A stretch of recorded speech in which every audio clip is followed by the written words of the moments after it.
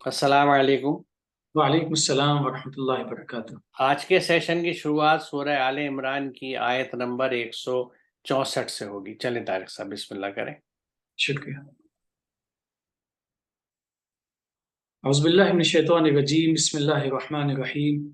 लक़द मन्नल्लाहु अलल मुअमिनीना इज़ बअथ फ़ीहिम रसूलन मिन अनफुसिहिम यतलू अलैहिम आयातिहि व युज़क्कीहिम व युअल्लिमुहुमुल किताब वल हिकमह व इन कानू मिन क़ब्लु लफ़ी ज़लालिम मुबीन।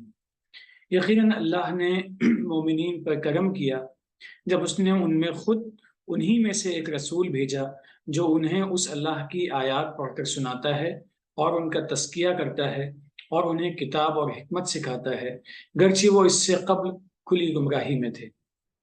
यहाँ इस आयत में एक बड़े अहम पहलू की तरफ इशारा किया गया है कि अल्लाह ताला ने हम इंसानों की रहनुमाई के लिए और वक्ती तौर पर गलतियों में अगर हम पड़ जाते हैं तो उस सूरत में हम सही रास्ते पे कैसे वापस आ सकते हैं, उसके लिए अल्लाह ने एक ख़ास निज़ाम कायम किया है। इस निज़ाम की तरफ इशारा इससे पहले सूरह बकरा में गुजर चुका है, जब अल्लाह ने कहा कि हम तुम्हारे पास हिदायत भेजेंगे। जब हुबूत आदम हुआ, यानी आदम अलैहिस्सलाम को दुनिया में भेजा गया जन्नत से, कि भेजेंगे और उसके बाद में जो हिदायत कबूल कर लेगा उसके नताइज मुख्तलिफ होंगे, जो हिदायत को कबूल नहीं करेगा उसके नताइज बहुत ही मुख्तलिफ होंगे। मुख्तलिफ इस सेंस में कि नताइज मुस्बत होंगे या मनफी होंगे, वो डिपेंड करता है कि हिदायत को कबूल कौन करता है। सवाल ये भी है कि हिदायत भेजने की ज़रूरत क्यों पेश आती है। जाहिर सी बात है, इंसान की तख्लीक का जो मरहला है जिसकी तफसील हमें कुरान में मुकम्मल तरीके से नजर आती है, शैतान और इब्लीस जो तसव्वुरात मुकम्मल तरीके से पेश किए गए हैं कि गुमराही का सामान भी है, साथ में एक तरफ एक गुमराह करने और भटकने के इम्कानात भी हैं, गुमराह होने और भटकने के इम्कानात भी हैं।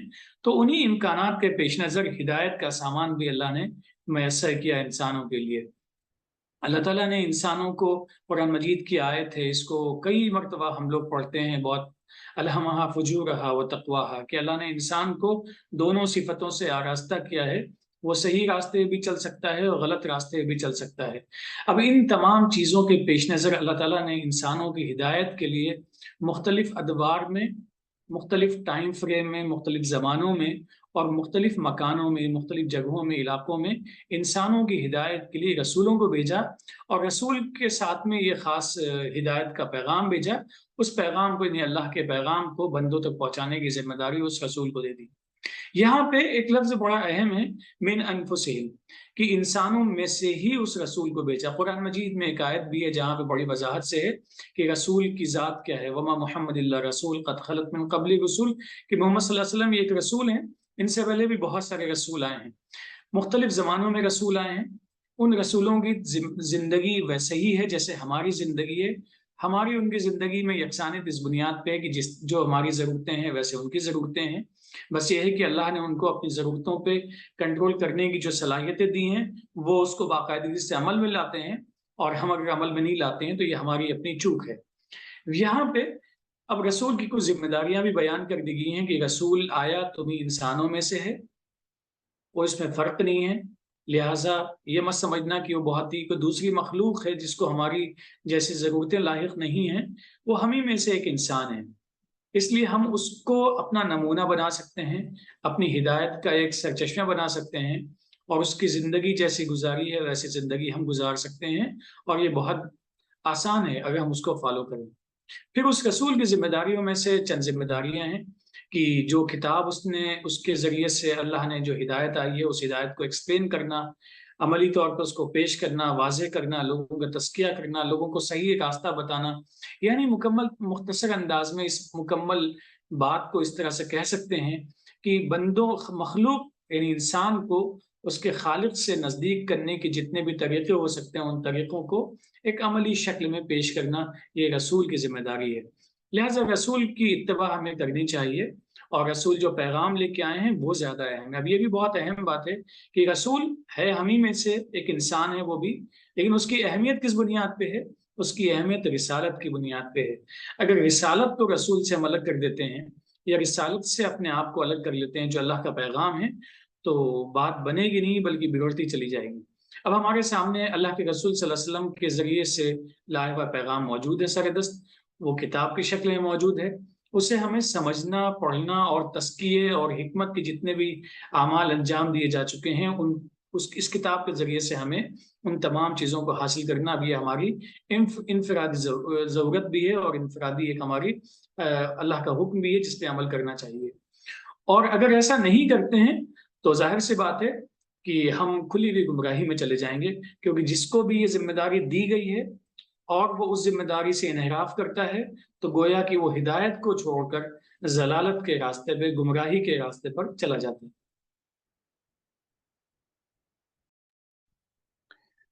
جی، اس میں یقیناً ایک پہلو جیسا آپ نے بتایا کہ یہ جب بات کہی جا رہی ہے کہ اللہ تعالیٰ نے رسول خود انہی میں سے بھیجا، اس میں یقیناً ایک پہلو یہ ہے کہ وہ انسانوں میں سے بھیجا گیا، اور قرآن میں کئی جگہ یہ بات کہی گئی ہے کہ جو رسول ہوئے وہ ہماری جیسے انسان تھے۔ خود رسول اللہ محمد رسول اللہ صلی اللہ علیہ وسلم نے یہ بات کہی، ان سے منسوب کر کے قرآن بتاتا ہے کہ میں بھی ایک انسان ہوں تمہارے جیسا، اور مجھ پر وحی کی جاتی ہے۔ دوسرا ایک پہلو یہ بھی ہے کہ وہ مومنین میں سے اسی گروپ سے، یعنی اسی علاقے سے ایک پہچانی ہوئی شخصیت، یا ایک کہہ سکتے ہیں نا کہ کوئی اجنبی نہیں آیا ایک دم پیغام لے کے، کوئی ایلین نہیں تھا، بلکہ جس علاقے میں جہاں پہ بھی اللہ تعالیٰ کو پیغامات بھیجنا ہوا وہ انہی میں سے بھیجا۔ اس کا دوسرا رخ بھی یہ نکلتا ہے کہ وہ انہی میں سے تھا، یعنی انسانی لیول پہ تو یکسانیت تھی، بلکہ وہ کلچرل اور جیوگرافیکل لوکیشن، علاقے کے حساب سے بھی یکسانیت تھی کہ ان میں سے آیا، اگر عرب میں آیا تو عربوں میں سے ہی تھا۔ تو یہ دوسرا رخ بھی ہے جس ہمیں ذہن میں رکھنا ہے۔ اور وہ کا کام کیا ہے کہ اللہ کی آیت پڑھ کر سناتا ہے، ان کا تزکیہ کرتا ہے۔ تو اللہ کا جو پیغام ہے، رسول اس کو لے کے آتے ہیں، اس کو پہنچاتے ہیں، اور اس کے بعد اس پیغام کی مدد سے، کیونکہ آگے جو یہ بات کہی گئی ہے کہ اور انہیں کتاب و حکمت، الکتاب والحکمہ جو ہے، تو اس میں ایک بات یہ سمجھنے کی ہے کہ یہ واو جو ہے یہ تفسیری ہے، یعنی یہ یعنی کے معنی میں استعمال ہوگا، کیونکہ کتاب اور حکمت دو الگ الگ چیزیں نہیں ہیں۔ کتاب یعنی حکمت، جو حکمت ہے، جو دانائی ہے، دانائی کی باتیں وہ اسی کتاب سے آتی ہیں اور اسی سے رسول سمجھاتا ہے۔ اسی طرح جس طرح دیکھیں یہاں پہ ان کانوں والی بات میں ہم نے لکھا ہے اگرچہ وہ اس سے قبل گمراہی میں تھے، تو یہ واو جو ہے اس کو بھی ہم نے حالانکہ اگرچہ کے لیے استعمال کیا ہے۔ یہ بات میں اس لیے وضاحت کر رہا ہوں کہ ہلکی سی سطحی قسم کی عربی کی معلومات رکھنے والا واو کو صرف اینڈ کے مطلب میں استعمال کرتا ہے، کہ واو کا مفہوم صرف اینڈ ہے، یعنی اور، جس کو ہم اردو میں وا کہتے ہیں۔ اردو کا وا یا اور جو ہے وہ صرف ایک اور محدود معنی رکھتا ہے، ٹارگیٹڈ میننگ ہے، اسپیسیفک۔ عربی میں واو جو ہے اس کے بہت سارے معنی ہیں، اور وہ محل وقوع اور استعمال کی نوعیت کے حساب سے طے ہوتے ہیں، لٹریچر میں بھی، لغات میں بھی۔ تو یہاں اسے ذہن میں رکھنا چاہیے کہ جو حکمت ہے وہ کتاب میں ہے، جو دانائی ہے کتاب میں ہے، کیونکہ اگر یہ الگ کوئی چیز ہے تو کتاب سے ہٹ کے کوئی دوسری ہدایت ہمارے سامنے آنے لگتی ہے، جس میں پھر جھول کا اور بھٹکنے کا اندیشہ زیادہ ہوتا ہے۔ اسی حکمت اور دانائی کی بات ہے جو کتاب لے کے آئی، جو کتاب میں دی اللہ تعالیٰ نے، جو اللہ کی طرف سے آئی، اللہ کی الکتاب سے آئی، جو اللہ نے نازل کری۔ تو جب یہ کہا جاتا ہے کہ اتبعوا ما انزل الیکم من ربکم، جو تمہاری رب کی طرف سے نازل کیا گیا ہے اس کی اتباع کرو، تو جو نازل کیا گیا ہے کلام، جو کتاب نازل کی گئی ہے، ساری دانائی کی باتیں اسی میں ہے، ساری حکمت اسی میں ہے، اسی کو رسول سمجھاتا ہے اور اسی پہ عمل کر کے دکھاتا ہے۔ یہ سمپل پروسیس ہے، اور یعنی جب سے انسان زمین پہ آیا، جب سے پروسیس جاری ہے، جب جب رسول آئے اور اپنی کتابیں لے کے آئے۔ اب اس میں جو آگے کی ایک بات ہے کہ اگرچہ وہ اس سے قبل کھلی گمراہی میں تھے، اب یہاں دیکھیے اوپر بھی انہی لوگوں کا ذکر ہے۔ جب یہ بات کہی جا رہی ہے کہ جب اس نے ان میں خود انہی میں سے ایک رسول بھیجا، مومنین پہ کرم کیا، جب ان میں انہی میں سے ایک رسول بھیجا، تو یعنی اسی گروپ میں مومنین بھی ہیں۔ اگلے حصے میں کہا جا رہا ہے اگرچہ وہ اس سے قبل، یہاں پہ بھی وہ کا ذکر ہے، یعنی اسی گروپ کو ریفر کیا جا رہا ہے کہ یعنی اسی گروپ میں مومنین بھی ہیں اور اسی گروپ میں گمراہی کے شکار لوگ بھی ہیں۔ اب یہ گمراہی جیسے یہاں ہم دیکھ بھی رہے ہیں کہ لفی ضلال مبین، تو یہ ضلالین جو بات ہے یہ گمراہی ایک طرح سے بالکل اندھیرے یا تاریکی مانیں گے، کہ جو اندھیروں میں رہنے والے ہیں، جنہیں کچھ علم نہیں ہوتا، جو بھٹکتے رہتے ہیں، جس طرح اندھیرے میں آدمی بھٹکتا ہے، اپنے راستے کھو دیتا ہے، اسی طرح جب اللہ کی ہدایت میں نہیں ہوتا تو وہ بھٹکتا ہے۔ یہ وجہ کیا ہوئی ہے، اس کے لیے میں تھوڑی سی یعنی ایک آیت خاص طور سے اور ایک اور سپورٹنگ ورس، دو آیت کا یہاں ذکر کروں گا۔ یہاں یہ بڑی اہم آیت ہے جس میں بات کہی جا رہی ہے کہ کیا ایمان لانے والوں کے لیے ابھی وہ وقت نہیں آیا کہ ان کے دل اللہ کے ذکر سے پگھلیں اور اس کے نازل کردہ حق کے آگے جھکیں۔ اب یہاں سے وہ خاص بات شروع ہوتی ہے جس پہ میں اس وقت فوکس کرنا چاہتا ہوں، کہ اور وہ ان لوگوں کی طرح نہ ہو جائیں جنہیں پہلے کتاب دی گئی تھی، پھر ایک لمبی مدت ان پر گزر گئی تو ان کے دل سخت ہو گئے اور آج ان میں سے اکثر فاسق بنے ہو گئے۔ اب دیکھیے، مدت گزر گئی، دل سخت ہو گیا، فاسق بنے ہوئے، ان تینوں نقطوں پہ ہمیں غور کرنا ہوگا۔ کیا ہے یہ معاملہ کہ اللہ کی کتاب آئی، اللہ کی ہدایت آئی، اس ہدایت پہ جو لوگ اللہ کے تابع ہو گئے، اللہ کے احکامات کے تابع ہو گئے، اتباع کرنے لگے، وہ اس زمانے کے مسلم ہو گئے، کیونکہ خود قرآن اس بات کو کہتا ہے کہ اس نے ہمارا نام مسلم رکھا، اس قرآن میں بھی، اس دور میں بھی، اور اس سے پہلے بھی۔ تو کیونکہ مسلم لفظ جیسا میں پہلے بھی یعنی وہ شاید غالباً گزشتہ سیشن میں بھی ذکر کیا تھا کہ مسلم وہ ہے جو اللہ کے احکامات کی اتباع کرتا ہو، اور ان ٹوٹیلٹی، پارٹلی بات نہیں ہے یہ، کیونکہ جب جس آیت کا طارق صاحب آپ نے بھی ذکر کیا کہ انسان کو نیچے بھیجنے کے بعد جہاں اللہ تعالیٰ نے سورہ بقرہ میں شروع میں یہ بات کہی ہے کہ اب جو کوئی ہدایت تمہارے پاس پہنچے تو جو اس پہ عمل کریں گے ان کے لیے کسی رنج اور خوف کا موقع نہیں ہوگا، اور جس کا کفر کریں گے یا اس کو جھٹلائیں گے وہ جہنمی لوگ ہیں جہاں وہ ہمیشہ رہیں گے۔ تو ہدایت کی اتباع کی بات ہے، وہاں بھی ٹوٹلٹی کی بات تھی کہ جو ہدایت آئے گی اس کی اتباع کرنی ہے، ایسا نہیں کہ اس ہدایت میں سے کچھ حصوں کی اتباع کریں اور کچھ کی نہ کریں۔ تو اتباع جو ہے وہ پوری ہے، اور جو اللہ کے احکامات کی پوری اتباع کرتا ہے، یعنی اپنی پوری ہستی کو اللہ کے اطاعت میں دے دیتا ہے، سبمیشن میں دے دیتا ہے، اسی کو مسلم کہا جاتا ہے۔ تو ہر دور میں یہ ہوا کہ جب کتاب آئی، جو لوگ اس کی اتباع میں چلے گئے، اس کی اطاعت کرنے لگے، اس کے حساب سے اپنی زندگیوں کو انہوں نے ری اسٹرکچر کر لیا، اور ضرورت کے حساب سے ہجرت بھی کری، اگر مقام بدلنا تھا تو جغرافیکل ہجرت کری، ورنہ مینٹل ہجرت تو ضروری کری، کیونکہ اپنے لائف اسٹائل کو تو انہیں چینج کرنا پڑا اللہ کے احکامات کے آنے کے بعد۔ جو طرز زندگی انہوں نے اپنا رکھا تھا، جو ان کی سوچ تھی، جو فکر تھی ان کی معاشرے کے بارے میں، سماج کے بارے میں، کمانے کے بارے میں، مال دولت کے معاملے میں، وہ ساری انہیں تبدیل کرنی پڑی۔ تو یہ فکری جو اور عملی ان کا جو ہجرت ہوئی ہے، پیراڈائم شفٹ ہوئی ہے، وہ بھی اپنی جگہ کی حقیقت رہی۔ اس دور میں اور ہر دور میں جب جن لوگوں نے اس اتباع کو، اس ہدایت کو قبول نہیں کیا اور اس کے اتباع میں نہیں گئے، وہ اپنے خود ساختہ عقیدوں میں، جس کو کہتے تھے کہ بھئی ہمارے تو بڑے ایسی کرتے تھے، ہم ایسی کرتے رہیں گے، وہ کفر میں یا شرک کا شکار رہے۔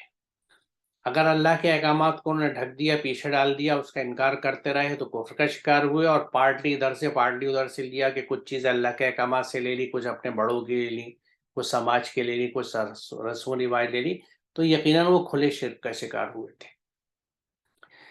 پھر اس گروپ پہ ایک مدت جب گزری تو وہ مزید یعنی اللہ کے احکامات کو بھول گئے، پس پش ڈالتے چلے گئے اور اندھیروں میں بھٹکنے لگے، یعنی اپنے جو خود ساختہ ان کے عقیدے تھے، جو ان کے ایزمپشنز تھے، جو ظنیات تھے، جو چیزیں انہوں نے سوچ لی تھیں، جو نسل در نسل ان کے چلی آ رہی تھی، جن کو انہوں نے دین سمجھ رکھا، تو اسی پہ زندگی گزارتے رہے۔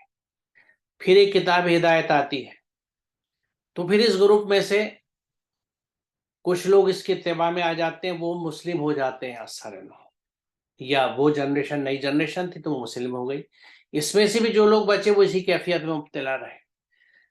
تو جو لوگ یہاں جو اصل نقطہ ہے سمجھنے کا، کہ جب اللہ کے کلام کو ایک مدت ہو جاتی ہے اور ہم اس پہ عمل نہیں کرتے، اس پہ پریکٹس نہیں کرتے، تو ہم ایک طرح سے اس کی طرف سے اندھے سے ہو جاتے ہیں، ہمارا رخ اس طرف کو ہوتا ہی نہیں ہے۔ اور جب ہمیں اللہ کی ہدایت نہیں معلوم ہوتی، اس نے جو حدود بتائی ہیں وہ واقف نہیں ہوتی، تو ہم ہمیشہ اللہ کی حدود توڑنے والے بن جاتے ہیں، یعنی فاسق ہو جاتے ہیں۔ فاسق وہی لوگ ہوتے ہیں جو اللہ کی حدود کو توڑتے ہیں۔ تو جب حدود کے بارے میں ہم نے جانے نہیں، آج ہماری کیفیت ایسی ہی ہے کہ جو لوگ قرآن کو سمجھ کے نہیں پڑھتے، قرآن پہ ان کی نظر نہیں ہے، قرآن ان کے ہاں یعنی سمجھ میں پوری طرح سے نہیں اترا ہے، انہیں اللہ کی حدود کا نہیں پتا، جو کسی نے بتا دیا ویسا کر لیا، لیکن مکمل حدود نہیں پتا۔ تو لہٰذا وہ چاہتے نہ چاہتے ہوئے اور اپنے آپ کو فاسق کہیں نہ کہیں، لیکن وہ فسق میں مبتلا ہے، کیونکہ اللہ کی حدود کو توڑتے ہیں۔ دوسری ایک آیت جو میں یہاں دکھانا چاہتا ہوں، کیونکہ جب آپ اللہ کی ہدایت پہ نہیں چلتے تو کیا نتیجہ ہوتا ہے، اس میں قرآن نے بہت صاف ایک بات کہی ہے کہ یقین جانو جن لوگوں نے ہماری آیت کو جھٹلایا ہے اور ان کے مقابلے میں سرکشی کی ہے، ان کے لیے آسمان کے دروازے ہرگز نہ کھولے جائیں گے، ان کا جنت میں جانا اتنا ہی ناممکن ہے جتنا سوئی کے ناکے سے اونٹ کا گزرنا۔ یہ بہت سخت لیکن بڑی صاف وضاحت کرنے والی آیت ہے کہ آیات کو جنہوں نے الذین کذبوا بآیاتنا واستکبروا عنہا، جنہوں نے ہماری آیتوں کو جھٹلا دیا، ان کو اس لائق ہی نہیں سمجھا، قابل توجہ نہیں سمجھا، قابل اعتنا نہ سمجھا، اور یہ اپنے گھمنڈ میں رہے کہ بھئی جو ہم کر رہے ہیں ٹھیک کر رہے ہیں، جو ہمارے بزرگوں نے، ہمارے بڑوں نے، ہمارے شیخ نے، جس کو بھی جو کہہ لیجئے، جو کہا وہی ٹھیک تھا اور ہم تو اسی پہ چلتے رہیں گے۔ تو یہ بغاوت ہوتی ہے جب آپ اللہ کے احکامات کو کنارے لگا کے اپنی منمانی زندگی گزارتے ہیں، یا اپنے بڑوں کے یا سماج کے یا رسم و رواج کے حساب سے طور طریقوں سے آپ چلتے ہیں، تو یہ استکبار ہے، سرکشی ہے، جھٹلانا ہے، تکبر ہے۔ ایسے لوگوں کے لیے قرآن کہتا ہے کہ ان کا جنت میں جانا اتنا ہی ناممکن ہے جتنا سوئی کے ناک سے اونٹ کا گزرنا۔ یہ وہی انداز ہے جو قرآن تفصیل استعمال کرتا ہے کہ مثال کی مدد سے کہ جس طرح سوئی کے ناکے میں سے اونٹ کبھی نہیں گزر سکتا، ایسے لوگ جنہوں نے آیتوں کو جھٹلایا ہے۔ جھٹلانے کا مطلب ہوتا ہے، میں پھر بتا دوں، کہ اللہ کے احکامات پہ عمل نہ کرنا۔ یعنی زبانی تو ہمیں، اگر ہم قرآن کی بات کریں، اس کی سچائی اور حقانیت پہ ہمیں یقین ہے، لیکن ہمارا عمل اس کے مطابق نہیں ہے۔ تو یہ قرآن کو جھٹلانے کے برابر، جھٹلانے کے ہی برابر ہے کہ ہم قرآن کو مانتے تو ہیں لیکن اس پہ عمل نہیں کرتے۔ تو بیسیکلی اس فلسفی کو، اس گائیڈنس کو ہم جھٹلا ہی تو رہے ہیں، کیونکہ اس کے پیرل ہم دوسری چیز چلا رہے ہیں، وہ ہمارے کسی بھی بڑے کی کہیں بھی ہو، کسی بھی ہستی سے منسوب ہو ادر دین اللہ، کسی بھی بڑی ہستی سے آپ اسے منسوب کر لیجئے یا کہہ دیں، لیکن اگر اللہ کے احکامات کے خلاف ہے تو وہ اس سے ہٹانے والی ہے۔ تو اب یہاں پہ بھی یہ دو گروپ ہیں، جس گروپ پہ یہ کسی بھی کتاب کے تعلق سے بات ہو سکتی ہے کہ ان میں جو مومنین تھے، انہی میں سے اللہ نے اپنا رسول چنا، اور اس کے لیے قرآن وضاحت سے ایک بات کہتا ہے کہ اللہ تعالیٰ یہ چننا یہ صرف اللہ ہی کے دائرے میں ہے، اور صرف اللہ ہی چنتا ہے ملائکہ میں سے بھی اور انسانوں میں سے کہ وہ کس کو پیغمبر بنائے گا، اور اس کی وجوہاتیں جو خالق ہی جانتا ہے، رب عظیم ہی جانتا ہے، لیکن وہ چنتا ہے۔ یہ قرآن نے وضاحت سے کہی ہے کہ اس کے لیے کچھ ایسا نہیں ہوتا کہ کوئی آدمی عبادتیں اور ایفرٹس اور ایسی کوشش کرے کہ اللہ تعالیٰ اس کو پیغمبر بنا لے، نہیں، وہ تقوی کے راستے پہ جتنا چاہے آگے جا سکتا ہے، جتنے اللہ کے احکامات پہ عمل کرے گا، لیکن پیغمبر کسے بنائے گا، وہ یہ ملائکہ میں سے بھی اور انسانوں میں سے، یہ قرآن ہی بتاتا ہے کہ یہ کام اللہ کا ہے، وہ چنتا ہے۔ تو اس چننے میں وہ اس بات کا خیال رکھتا ہے کہ کوئی ایلین انجان شخصیت نہ ہو، کسی ایک یعنی کوئی جرمن آدمی عربوں میں نہیں چلا جائے گا پیغمبر ہو کے، انہی کے تہذیب کا، انہی کے کلچر کا، انہی کی زبان کا، انہی کے معاشرے کا ایک فرد ہوگا مومنین میں سے، جس کو اللہ تعالیٰ پیغمبری عطا کرے گا۔ تو دوسرے گروپ وہاں پہ کون ہے جو کھلی گمراہی میں تھے، یعنی بالکل اندھیروں میں بھٹک رہے تھے۔ کیوں؟ کیونکہ انہوں نے کتاب کو پیچھے ڈال دیا تھا، ایک عرصہ گزر گیا تھا جس میں ان کے دل سخت ہو چکے تھے اور وہ فاسق ہو چکے تھے، جیسے میں نے ابھی جو آیت آپ کو دکھائی جو یہ بتاتی تھی کہ ایک عرصہ ان پہ گزر گیا۔ اب ہمیں سوچنا یہ ہے، کیونکہ قرآن کی ہر آیت ہمیں بھی آئینہ دکھاتی ہے، کہ کیا ہم اب ایسی قوم نہیں ہو گئی جس پہ اللہ کا کلام آئے ہوئے ایک عرصہ گزر گیا اور ہمارے دل سخت ہو چکے ہیں اس کے تئیں. کیونکہ اگر دل سخت نہیں ہوئے تو کیا وجہ ہے کہ اللہ کے کلام کو سننے کے بعد ہم پھر اس پہ جھک نہیں جاتے. ہمارا جھکنا جو ہے وہ ہمارے ظاہری سجدوں تک اور رکوع تک محدود رہتا ہے، نماز پنجگانہ تک محدود رہتا ہے. قرآن کے دیگر احکامات تک نہ ہم پہنچتے ہیں، نہ ان کو سمجھتے ہیں، نہ ان پہ عمل کرتے ہیں. تو یہ جو پوری ہستی کو جھکانے کی بات ہے، اللہ کے اتباع میں دینے کی بات ہے، اس کے لیے ہمارے دل نرم کیوں نہیں ہوتے؟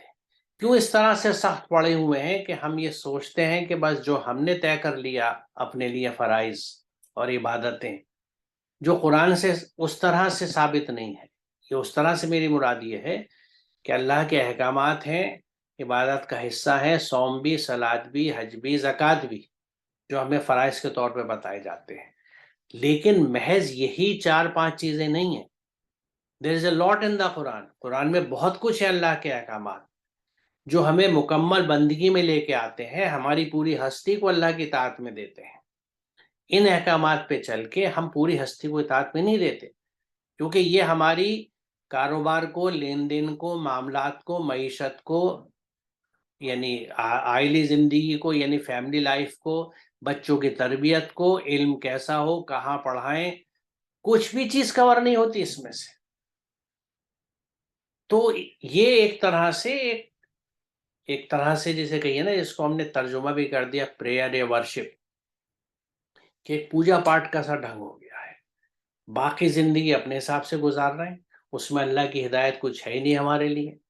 یہ دل کی سختی ہے، کیونکہ قرآن ہمارے سامنے ہے، اس کا ذکر بھی ہوتا رہتا ہے. اور آج انٹرنیٹ کے زمانے میں جب اتنے کلپس فلوٹ ہوتے ہیں تو ایسا نہیں ہے کہ میں یہ مان نہیں سکتا کہ کوئی بھی شخص جو اسمارٹ فون یوز کرتا ہے منیمم، کم از کم اس کے پاس کوئی کلپ قرآن کا اس کے ترجمے کے ساتھ آیات کا نہیں پہنچا ہوگا.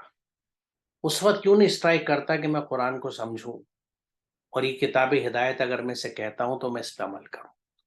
تو یہ وہی کھلی گمراہی ہے جس میں آج ہمارا بڑا حصہ ہے.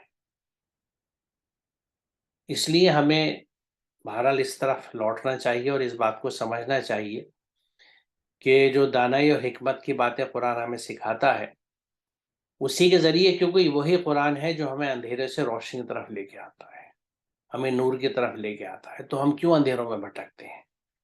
ہم کیوں نہیں روشنی کی طرف آتے ہیں جس سے ہدایت پا سکیں اور اس نور سے اپنی یہ زندگی اور اگلی زندگی بھی منور کر سکیں. یہ دس از دا ٹرو انلائٹمنٹ. میں کہوں یہ پوری طرح سے مکمل روشنی میں آنے کا عمل ہوگا. میرے خیال سے طارق صاحب آج ہم یہاں رکتے ہیں. ڈاکٹر صاحب ایک چیز اور تھی، قرآن میں یہاں لکھا ہے تزکیے کی بات کی گئی ہے. ہاں بالکل. جی آپ بتائیں. جی تزکیہ قرآن مجید میں جس طریقے سے اگر اس پہ عمل کرتے ہیں تو تزکیہ ہمارا ہوتا چلا جائے گا. تزکیے کو سمجھنا بہت ضروری ہے. جیسا کہ اس سے پہلے بھی ڈسکشنز میں بات آ چکی، تزکیہ کہتے کسے ہیں. عام طور پہ تزکیے کا ایک خاص مفہوم ہے اور اس مفہوم کو اچیو کرنے کے لیے خاص طریقے ہیں. بعض تسبیحات ہیں، بعض چیزیں ہیں، اوراد و وظائف ہیں. ٹھیک ہے، یقینی طور پہ ان کی اہمیت مکمل ہے، عمل بھی ہے الحمدللہ، اور اس پہ یقین بھی ہے. لیکن تزکیے کا ایک پہلو یہ بھی ہے کہ انسان کی گروتھ ہوتی ہے، جس کو ہم کہتے ہیں نشو نما ہوتی ہے. نشو نما میں اضافہ ہوتا ہے، نشو نما میں کمی نہیں ہوتی. یعنی جس جگہ پہ ہمارا وجود ہے وہاں سے بڑھ کے ہم اور آگے بڑھتے ہیں. تو گویا کہ قرآن کی حکمت بھری ان باتوں پہ جو ہم عمل کرتے ہیں تو ہمارے ایک نشو نما خود بخود ہوتی چلی جاتی ہے. اس نشو نما کا اثر کہاں دکھتا ہے؟ اس کا اثر اس طریقے سے دکھتا ہے کہ جیسے قرآن کہتا ہے کہ ان الصلاۃ تنہی عن الفحشاء والمنکر، کہ اگر ہم نے صلاۃ کو صلاۃ کے جیسے جو الفاظ ہیں، جو مفہوم ہیں، جو اسپرٹ ہے، اس کے مطابق اس کو لیا ہے تو اس کا نتیجہ ویسے ہی ہماری زندگی پہ اس کا دکھتا ہے. لیکن اگر ویسے نہیں لیتے ہیں تو ہماری نہ تو گروتھ ویسی ہوتی کہ برائیاں آئیں تو ہم رک جائیں، اچھائیاں ہوں تو ہمارے قدم بڑھ جائیں، تو بھی ویسے ہی نتیجہ بھی ہوتا ہے. تو یہ ہمیں اپنے آپ سے پوچھتے بھی رہنا چاہیے، اگر ہم تزکیے کی بات کر رہے ہیں، کیا واقعی تزکیہ ویسا ہو رہا ہے جیسا ہونا چاہیے یا بس وقت کا ضیاع ہے؟ نہیں، اس میں دیکھیے اس بات کو ہم اس طرح بھی سمجھ سکتے ہیں کہ انسانی نفس جس میں کرپشن اور خرابی موجود ہے، کیونکہ اس کی خواہشات پھڑا پھڑا کے بار بار آتی ہیں سامنے، جن کو ہمیں دبانا پڑتا ہے. اس نفس کو جو پہلی یعنی خواہش یا وسوسے میں بھاگ کے جاتا اس طرف، ہم اسے لگام کھینچ کے واپس کھینچ کے لاتے ہیں اس کے دائرے کے اندر. اس کیفیت کو جب قلب سلیم میں ہم بدل پاتے ہیں تو یہ پورا پروسیس جو ہے یہ تزکیے کا ہے. یہ گروتھ ہے، ڈیزائریبل گروتھ، کہ ہم نے اپنے قلب کو مطیع بنا دیا اللہ کا، صرف اس کے احکامات پہ ریسپونڈ کرتا ہے، شیطانی وسوسوں پہ، خواہشات پہ نہیں ریسپونڈ کرتا. اور یہی لوگ فلاح پاتے ہیں، جیسا قرآن کہتا ہے کہ قد افلح من زکاہا. تو یہ تزکیہ بیسیکلی جو ہے یہ اپنی شخصیت کا، اپنے نفس کی بڑھوار و گروتھ ہے. اور اس کے لیے کیونکہ قرآن نے ایمان کے ساتھ عمل صالح جوڑا ہے، اور عمل کے حساب سے انسان کے درجات قرآن بتاتا ہے، تو لہٰذا بنا عمل کے یہ حاصل نہیں ہوتا.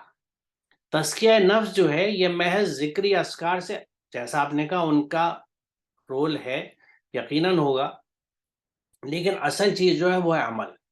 عمل صالح کر کے ہمارے قلب کی وہ گروتھ ہوتی ہے کہ وہ قلب سلیم بنتا ہے. کیونکہ آپ جب تک اپنا من پسند مال، اپنی چیزیں دوسروں پہ خرچ نہیں کریں گے، ان کی خدمت نہیں کریں گے، ان کے ساتھ اچھا رویہ نہیں کریں گے، ان کو دیں گے نہیں، یعنی جو احکامات ہیں قرآن کے وحسنوں سے متعلق، ایتاء ذی القربیٰ سے متعلق، اچھے بولنے سے متعلق، برائی کا جواب اچھائی سے دینے، یہ سب عمل کو پکارتے ہیں، اور عمل سے ہی اس کو ہم کر سکتے ہیں، عمل سے اس کا اظہار ہوگا. تو یہ سارے جو عمل صالح ہیں جو اللہ کے احکامات کی اتباع میں ہم کرتے ہیں، یہ گروتھ کراتے ہیں ہمارے نفس کی، یہ ہمارے نفس کو قلب سلیم کی شکل میں لے جاتے ہیں. اور یہی چیزیں ہیں جو رسول سکھاتا ہے، یہی وہ حکمت سکھاتا ہے، اور یہی اللہ کی کتاب حکمت لے کے آئی تھی. اور اسی کا ہم اس طرح تزکیہ کر سکتے ہیں. تو یقیناً آپ نے بہت صحیح کہا کہ یہ تزکیہ بھی بہت اہم پروسیس ہے، اور وہ ہے جب آپ عمل صالح کریں. محض ایمان سے، محض سوچ سے، محض ذکر سے بات نہیں بنتی جب تک کہ عمل صالح نہیں.